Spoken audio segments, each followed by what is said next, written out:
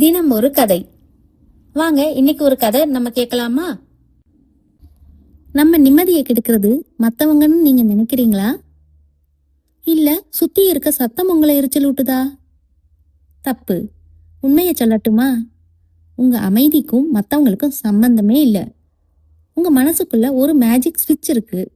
அதை மட்டும் ஆன் பண்ணிட்டா எவ்வளவு பெரிய இரைச்சலையும் உங்களால ஒரு அழகான இசையா மாத்த முடியும். அது எப்படிங்கிறத இந்த கதையில பாருங்க. உங்க வாழ்க்கைய பாக்குற பார்வைய இந்த கதை அப்படியே மாத்த போகுது. வாங்க கேட்கலாம்.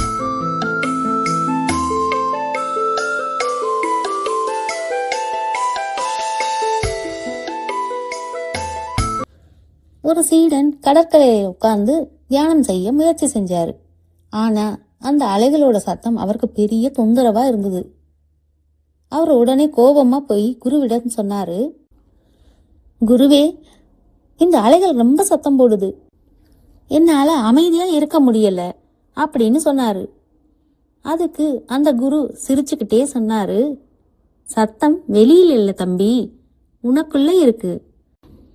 அந்த அலைகளை உனக்கு எதிரியா பார்க்காத, நீயும் அந்த அலைகளோட ஒரு பகுதி தான் நினைச்சு பாரு அப்படின்னு சொன்னாரு.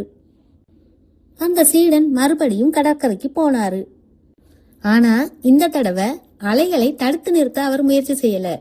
அந்த சத்தத்தோட ஒன்னா கலந்தாரு.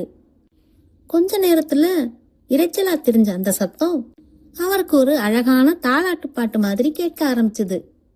அவர் மனசுக்குள்ள ஒரு பெரிய அமைதி கிடைச்சது. இதுல இருந்து நம்ம தெரிஞ்சுக்கிற வாழ்க்கை பாடம் என்னன்னா, சூழலை மாத்த போராடுறதை விட அந்த சூழலை அப்படியே ஏத்துக்கிற மனப்பக்குவம் வந்துட்டா நம்மளால எப்பவுமே அமைதியா இருக்க முடியும்.